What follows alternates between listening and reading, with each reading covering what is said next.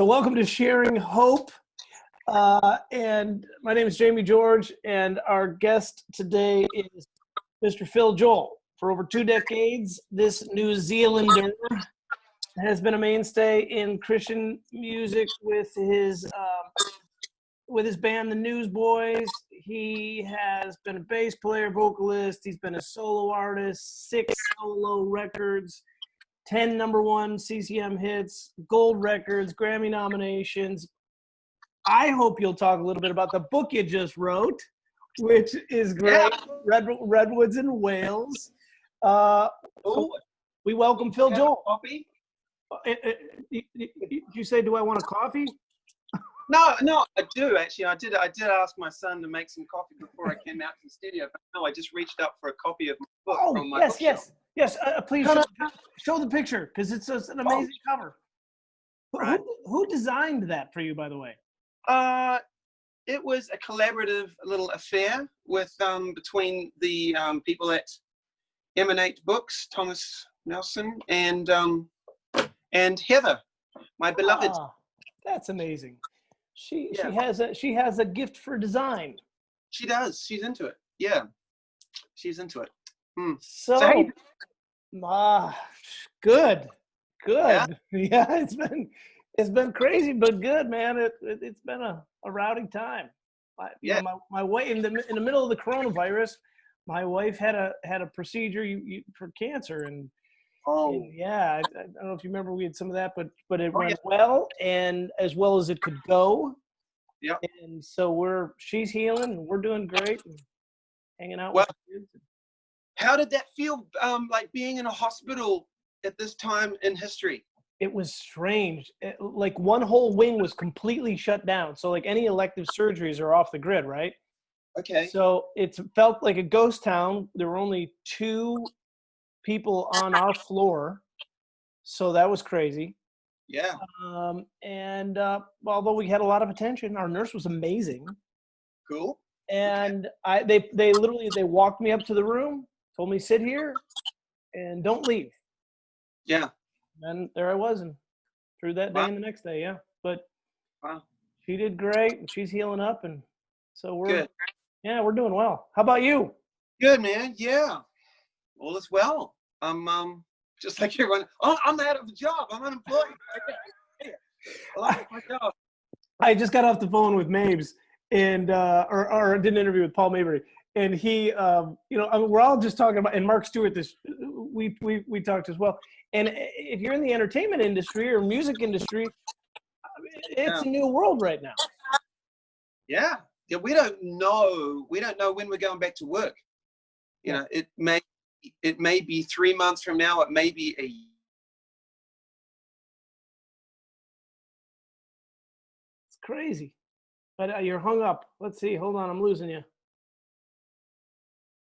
I lost you. But you look good. It's technology. You're back. That's what's important. And you're staying hydrated. I appreciate you being a good model citizen.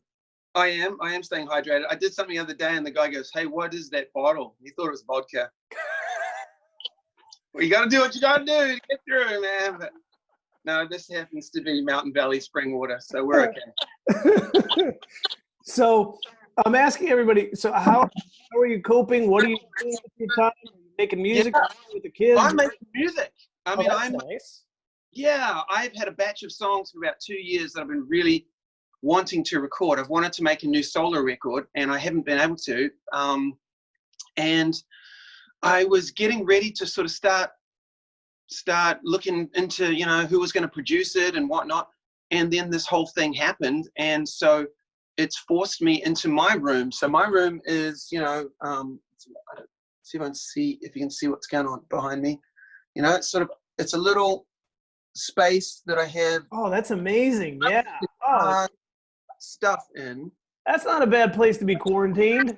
Yeah. So I'm kind of, but it's going great. I'm getting to work on these songs, but, so are you going to produce it yourself? Well, yeah, here's the thing, we've got all these buttons and stuff. And It's a I lot of don't know buttons. how to use it, Jamie. But I'm working it out as I go. And this is what I figured out. A lot of people have taken this time to learn something. Yeah. And so for me, I'm learning how to engineer and push the faders and do what someone else normally does. And it's going okay. It's going pretty well. I love it. That's kind of fun. You're learning a new craft. I am. It's trial by fire. Yeah. Your monitor mix guy is going to be like, yeah, I wish you didn't learn that because I didn't really want your opinion. Right. Yeah. I'm going to leave a little more 5K in there. A little more, yeah. No, I'm going too much. I know just enough to be dangerous right now. Yeah. I love it. Hey, well, by the way, be thinking about this while we're talking, but if there's something you can play for us, that would be pretty magical. I don't have anything ready, but that'd be awesome. So think about that. Yeah, think about that while we're talking. Okay, so here's kind of the question I'm asking everybody, which has been fascinating. And you know how I am about stories. I love stories. So in your story, can you go back to another time where kind of you were in a season of uncertainty, like we all are today, and you didn't really know what was going to happen? Like, if there was a chance for anxiety and fear to come up, this was it. Can you go back to a place in your story with that kind of uncertainty and talk about what was challenging about it and how did you get through it?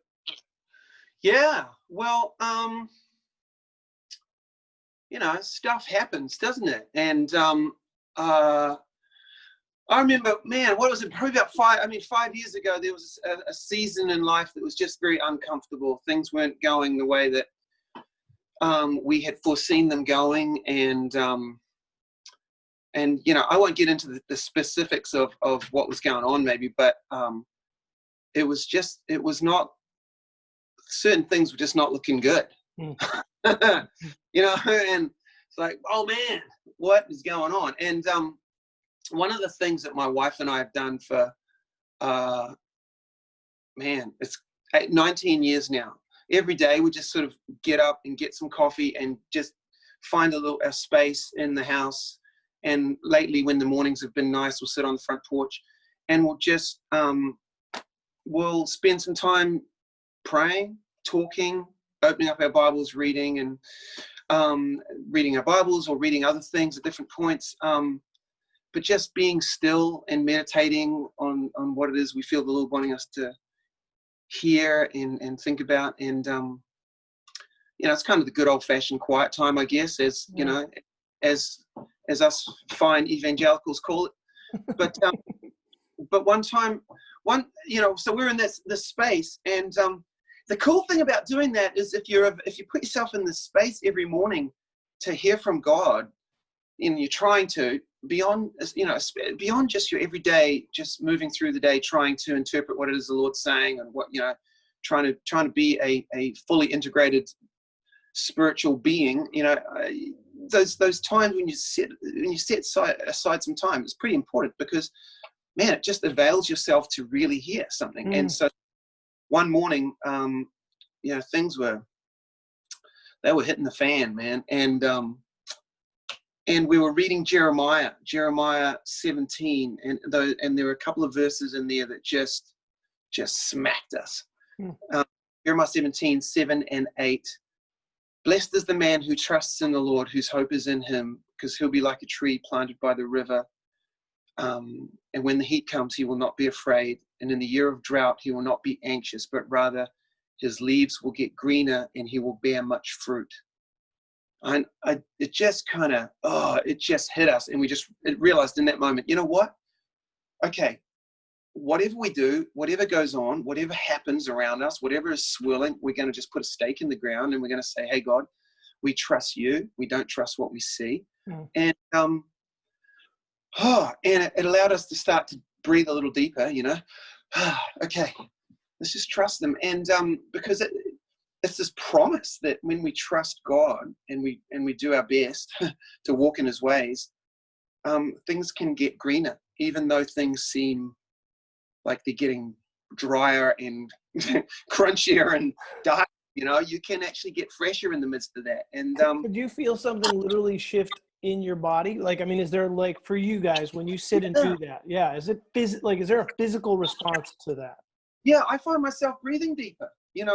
When things aren't going, when I'm focused on things that are trying to get at me, that are trying to come, that are trying to get me, Yeah. I breathe shallow. I'm just like, I'm just not. And when I get still and when I go, hang on, let's walk this thing out by faith, not by sight. Let's get back in the right place, and when I do that, oh man, I feel like I can breathe deeper. And so I do. I feel it physically, in my chest. Yeah. I relate to that so much, the shallow breathing thing, man. That's the first sign that I'm like, I don't know it in my mind, but my body's telling me something. My feeling usually takes me a couple of days to catch up with what I'm actually feeling. My body's like, ding, ding, ding, something's going on. Yeah. And that silence and meditation and prayer, it's calibrating. Like somehow you're getting a little more congruent. I liked how you said that, like a spiritually integrated being. I hope we do that through the day, but that moment of intent helps kind of, and slows everything down. Yeah, and we have to, the Bible's pretty clear on that, being still and knowing that God is God and he wants to be known. And I don't mean to bring this into, just so happens to write a book about it. I didn't mean to bring this in, but it's no, but this has been a passion for you in the recent years, hasn't it? Yeah, we all get off track and we all start breathing shallow, and we all need this. We all find ourselves disoriented and sort of disillusioned at times, and not sure where we're at and where we're going. And so I had this experience once up in Northern California when I was taking a walk along a beach. And I was, it was late at night and it was really dark, and I went to walk around a big pile of rocks. And as I did, I realized they're not rocks. This is a whale on the beach. What? Yeah, this is a beached whale, and it had died, but it was just kind of eerie. It felt wrong. It wasn't meant to be there, and I did a little homework later on, and I found out, even though this thing was massive, it was a juvenile. It was a teenage whale. And these whales, they migrate from Alaska down to Mexico. And at a certain point, often something will catch their eye, Jamie, and they'll just be like, "Rrr," and they'll head off. They'll start following something they're not meant to be following.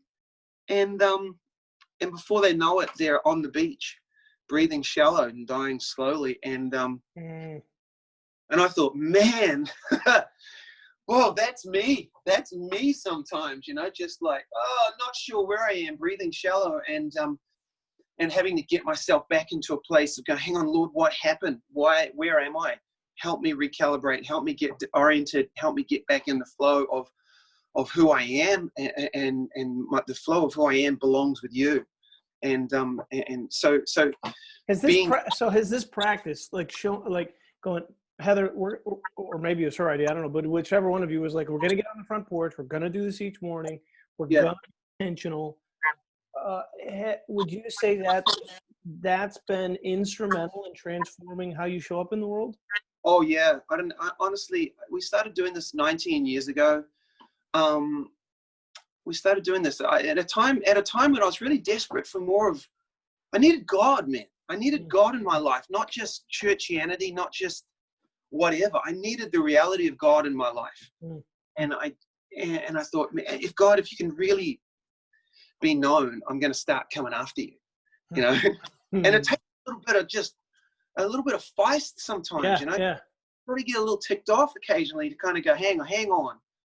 There's I'm getting ripped off here, I'm not I'm not in the place I should be. I'm just, this is a counterfeit, and so we began that practice and getting up a bit earlier and trying to be still and opening up our hearts. And I think that's, probably the most important thing, just opening up our hearts and opening up our ears and saying, you know, God, here we are, speak to us. And what do you say to the folks who go, hey, I've tried that. I've tried it for years, but I don't feel anything. I don't, it's kind of like I'm asking, but I'm not getting any answers. What do you say to folks who try to give it a shot and struggle with it? Totally. Yeah, I get it. Sometimes it can be a struggle, but I think we have to take a few things into account. It's a bloody noisy world out there, Jamie, you know? Yes. And we've got a lot of stuff swirling in our heads and in our hearts, and there are a lot of things coming at us, and we have our phones and our computers and all of these voices and all of this social networking and whatnot, and we have so much noise and so much static going on that we don't take time to be consistently still. That's what's kind of awesome about this. You know, honestly, right. I said this, and maybe I shouldn't. You know, I said this together. I said, "Oh, I think I'm going to miss COVID." and at the moment I said, "Oh no, don't say that," you know. But the quarantine itself, right? Like it's forcing us into a collective pause as a planet. Like we have a chance for a pivot if we would really do it, right? Yeah, I really hope a lot of us. I know I won't. I'm not going to go back to life as usual. I'm really not. And but we can use this time really well, you know, because we're forced into this place of isolation. And sometimes that's the best place for us to be. Sometimes what's been an unexpected? You said you're not going to be the same. What's been an unexpected kind of blessing in it with you and Heather, or the kids, or being at home? Like, what's been something? Obviously, of the producing, and now you're an expert engineer. But what's been kind of an unexpected? Like, wow, I didn't see that coming. But this is like over the last 4 weeks. This has been pretty cool. Yeah, I've been walking a lot. Huh. I've been walking, and you know, my parents are in their 80s now, or my dad is, and my mother's about to turn 80, and they walk, and they're in New Zealand, where I'm from, and they are fit, man. They're sprightly. They just keep moving. And the walking thing is something about it. And so I've been out there just walking, and it's just been a good place just for my mind and my spirit, and for my body. And that's the reality is they're all connected too, you know. Totally. No, and I've heard there's a thing like a left-right thing. There's literally like part of the brain. There's the stepping, the left. There's some. I'm not intelligent enough to describe it, but something about the left-right mechanism of your body back and forth is supposedly a calibrating thing that brings peace. I don't know. Really? Yeah, that's the thing. I was going to ask you about your parents. Like, how are things in New Zealand? Are they okay? Are they safe? Yeah, they're locked up like we are. Okay. Yeah. They've taken it very seriously, and they're very serious about public health and about things like that down there. So they've I think they're doing a pretty good job. Good. Yeah, but you know what? Isn't it interesting? I mean, I've spoken to family and I've spoken to friends, and I've found myself not wanting to get off the phone. Wow. When's the last time you felt that? You know what I mean? Like usually I'm like hustling to do something else. Yeah. Like, so how's how's your back? You know, how you doing? You know, I don't know what it is. You know, like, was there any ailment you wanted to talk about? Right. That's been fun. I've really enjoyed just taking my time with some friends and family a little more on the phone and just FaceTime, and that's been. I want to keep doing that. Yeah. I want to every day maybe connect with somebody I haven't connected with in a while, and just reach out and just let them know I'm still alive, you know?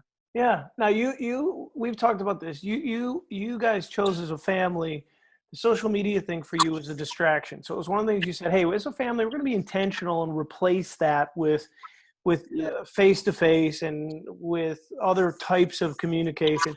And so from a certain perspective, you and Angie and I have talked about you guys. You and Heather inspire us. We're like, gosh, there's such examples on how you're so intentional with, to me, some of the details of living. And I was curious. it feels like you're pretty good at maintaining a healthy pace in life anyway. Does this feel like it threw you, or do you feel like, at a certain perspective, we've kind of been so intentional with our time anyway, this is not necessarily thrown us off? Yeah, I think the main difference I feel is not having the pull from everyone else, because everyone else is in the same situation. Right. This, and oftentimes when you try and be, just keep it still.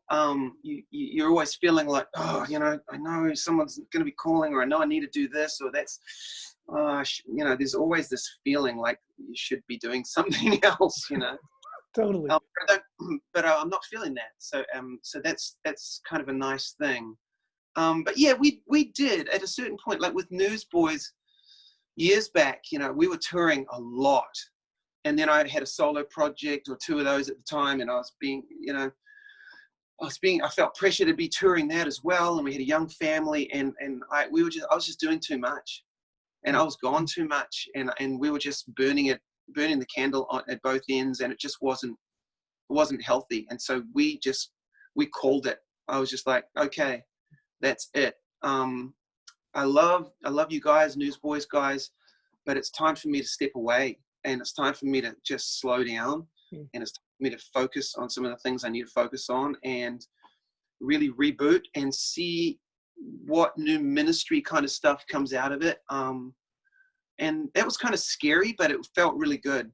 But that was now that was uncertainty, right? Like that's a picture of like, hey, what's going to happen next? Yeah. Oh yeah, that was terrifying, but it was. But it felt right. When you feel like, nah, I got to make a move. I need to be pretty radical in about facing my life. I think that's what Jesus was calling people to. Is calling them, and John the Baptist, like, repent, for the kingdom of God is at hand. He's saying, hey, you're going the wrong way, man. You're jacking this thing up. You're wasting your time. You're wasting your life. And you need to turn this thing around and head in another direction. Head in the direction of hope and truth and life, and that's what Jesus is promising, and still does. And he says, and so some of us need to repent. We just, and that means just going, I'm doing some things that aren't healthy, that aren't right, and I'm spending my time on things that are just not fruitful and are not just eroding my soul. I got to turn this thing around. I got to go the other direction. And it's times like this that we really do have an opportunity to pause, reflect, do an evaluation, like take inventory. Yeah, take personal inventory. I mean, you look at Genesis 3:9 talks about when God roams through the garden. In the story, he says he's talking to Adam, and he's calling out to Adam, and Adam in the story has fallen apart, and he's going, Adam, where are you? And all that God is saying to him in that moment is, just come out from hiding, man, and just tell me where you're at. And not that I don't know, of course I know where you're at, but take stock, take personal inventory of where you are, and maybe we can redirect this thing, I know, and we can. I've had times when I've had to absolutely throw out the anchors, man, pull on the brakes and just change directions, because I've been going the wrong way. And it happens to all of us. Yeah. It happens to all of us. And it pulls some of the judgment off it, right? When you normalize it, like it pulls all the shame, because that's what happened with Adam, right? He gets lost in shame to go, no, this is the human condition. This is like the whale. Like we are going to get distracted. We are. Yeah. And we're going to get some self-compassion that says, take some time and just reflect. And really, repentance is a choice in the moment. It's really not that big a mountain to climb. You just make a choice. Yeah, it is. It is. And that's the awesome thing about life. We have choice. Yeah. We can choose. Okay, we're going that way, and we're going to go this way. We can make choices. We can choose things that are going to bring us life, or not. Yeah. No, in the coaching with people, when it seems overwhelming, one of the things I talk to them a lot about is just take what's the next right choice. And it's a time like this, whenever we have no idea when the ban's going to be lifted. We don't know what's going on. It's like, well, you can wake up in the morning and you make the choice that's in front of you. Yeah. It takes all the like overwhelm out of it and just go, what's one good choice you can make? Totally. Yeah. Yeah. What have you done anything with? I'm curious. Anything with the kids or with Heather that like a game, or is there a show, or is there something fun? Do you guys sit around and play music together? Like what are you doing to entertain yourselves? What if I told you we just finished Tiger King? Would that be wrong? Oh, that show! It's so crazy. Oh my gosh! You know what's funny is, so I was in Thailand about 5 years ago, and they have tiger cages there. So I slept with a tiger. You know, I went in and and it was like one of the highlights of my life. Which I don't know if that's bad. I watched Tiger King thing, and now maybe I shouldn't have done that, but I did, and it was incredible. And Carol Baskin would not have been happy with me, but boy, it was. I mean, to sit there and hold a tiger was pretty incredible. Man, there's a whole lot of people living a whole lot of different lifestyles out there. Yeah, yes. Didn't it make you appreciate the flavor of humanity? Like, you're just like, yes, totally. Yeah, I know. And as wild as those people are in that show, they're all really sweethearted people too. Yes. I was kind of go, oh, you're a sweethearted dude. You're kind of crazy, but that's your kind of crazy, and we got our kind of crazy. We got our kind of crazy. Yeah, I don't know. We haven't picked up anything wildly new. We've been doing. My son has a little studio in the house, and he's working on music. And my daughter is a film student, so she's working on little film things. Ah, fun. Yeah, and then my son's been out here helping me with music. He's 16, and he knows more than I do already. You know, so he's been helping me on certain things. I love it. Yeah. All right. So, you got a song for us? Is there something you've been working on? What? I do. Just we didn't plan this, but I wrote a song. I wrote this song a while back, probably a couple of years ago, and it was when I was getting kind of it was really upsetting me how there was so much the division in the country, you know, and the division in the world, just people shaking fists at one another, and just and then recently I've heard this phrase, and the phrase that I've been hearing is the chorus of the song. We're all in this together. We're all in this thing, man. We're all just riding. Everyone. We're all just riding this planet together, just trying to avoid this tiny little virus, and we're all just trying to get through this, and we're wanting to look out for each other, and looking out for each other right now is staying at home, and we're doing what we can, the masks and the gloves and the whatnot, and it's kind of cool, and that we don't want to get sick, but we're also saying, hey, I don't want you to get sick either, man. So let me help. Yeah. And so hope maybe learns a big lesson, you know, that maybe we can figure out how to carry one another's burdens, as opposed to just continually, you know, shake fists or put more burdens on one another's shoulders. So I wrote this song, and I've been trying to record it, and it's going to be on a solo record that I'm going to release. Can you hear the guitar? Yeah, it sounds beautiful. Yeah. Good. Okay. Well, everybody wants to be a part of something bigger. Yeah, that's why we're here. I'm no exception, my dear. And everybody wants to live a life beyond themselves. We all know deep down we're all connected somehow, 'cause we're all in this together. Yeah.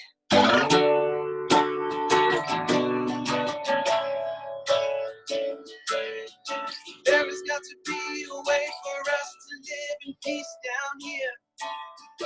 Can we dismantle our fears and collect each other's tears? And there has got to be a way for us to see each other beyond the pictures they paint. beyond the shouting and blame. 'Cause we're all in this together. We're all in this together. And we're all in this together. Party lines, ticket signs. Tell me now, how we gonna be alright? Love is blind, we're alive. We got to keep on trying. Oh, oh, oh, oh, oh, oh, oh. 'Cause we're all in this together.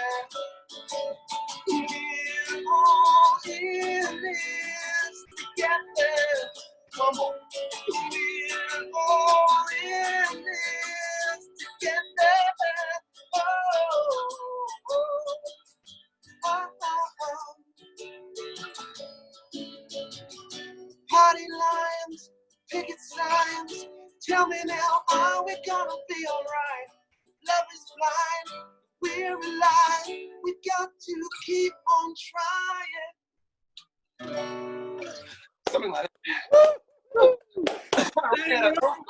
I ran out of home for the end there. Oh, that's amazing. Please record it soon. I'm trying, Jamie. Oh, that's what you have your 16-year-old for. That's right. That's right. Have you ever read the book, The War of Art? Yes, I have, as a matter of fact. Stephen Pressfield. Yeah. Yeah. Seriously. Oh, it's the only way I got through my first book. Honestly. Really? Oh, yeah, Oh. yeah. Because I would be like this. I can't Yeah. write another thing. Yeah. But, you know, when he says resistance isn't out to wound you, it's out to crush your soul. Yeah, I feel that. I felt that a couple times today. Yeah. That's incredible. Like, I mean, what else has to happen to it? Oh, yeah, well, you know, drums and bass and guitar and keys and vocals, just a few bits and pieces. Yeah, I'm getting it. It's coming along. My problem is I like so much music. I like so many styles of music that sometimes I don't know what my style of music is. You know, and that's why people generally don't produce their own stuff. Yeah. Because too close to it. Yeah, makes sense. So I get different opinions and whatnot, and even then you're like, which ones should I listen to? It's really awesome, brother. Love it, man. I mean, it's so dang timely. That's the thing, man. Like, yeah, so timely. Yeah. We're all in this thing together, you know. And I just think whether we agree with each other, believe the same, look the same, you know, even act the same, we can love each other. You know, that's what we're called to. We're called to love one another, even our enemies. Yeah. Jesus, love your enemies. What are you talking about? You know, yeah, love the people that don't like you very much, you know, and do your best to bless them and be a blessing to them as opposed to being a curse to them, you know. Yes. And we're just watching, we're watching some weird stuff go on politically now, and it's only gonna get crazier. So hopefully we can all just take a little step back, and maybe this whole thing is going to pad our souls a little bit and slow us down and give us a little cause for pause before we say. Yes. And you're right. If there was ever a time to look and go, the human condition is literally in the exact same space at this moment. All 7 billion of us. Yeah. Yeah. If we could just see the sameness, man. Yeah. Yeah. You captured it, though. I mean, that lyric captures it all. So good. Well, I'll be. Bravo. Press through the resistance. Yeah. I shall. I'll call you up for pep talks. Yeah, I need to call you for pep talk every now and then, because I mean, honestly, just before it was like nearly 5 o'clock. I was like, because I was getting crushed. The resistance was just pounding on me. I was like, I got to talk to Jamie. Yeah, well, this is good. This will be a good distraction. So great, man. Thanks doing this. Is Man, thank you too. And thanks just for being who you are, man. Just know the light shines for me, brother. And I'm grateful for it. Oh, thanks, man. Hey, if folks wanted to follow up and just find the book or your music or anything like that, where would they go? Yeah, philjoel.com. Okay. I think is the best, and I'm going to start sending out some things, and because I don't do social media, but I'm going to start sending out some good old emails. Yeah. Send out. Oh, good. Yeah. And let people know I'm making this record, and hopefully it'll be helpful for people. Do you have a timeline in your head when you want it to come out? I want to get it. I want it to be out in 2 months. Wow. Yeah, I'm gonna. That's my goal. I really, because if I do spend too long on it, I'll just get caught in the weeds. And I feel I've just got to get it out and get it done and get it made, and send it out into the world. And because I do feel like some of the songs are quite timely messages. Yeah, they are. Yes. Even though I've written them over the course of the last couple of years. Yeah. So I think this is one of the things I say in my coaching. We need a structure. You need a deadline. Yeah. You need a mentor or someone to be accountable to. That's how change happens. And Pressfield talks about some similar things in the War of Art. But you got to have a structure. You got to have a structure, deadline, and mentor or trainer. And the trainer basically is the person, they're goosing it along and they're holding you accountable to get it done.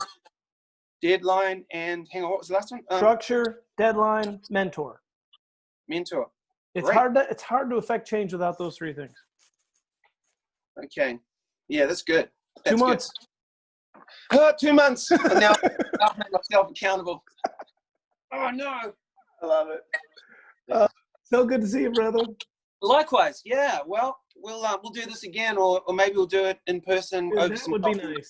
I would like that. Well, please say hi to Heather and the kids for me. I will. All right. Love you, man. Love you too. Good to see you. Take care.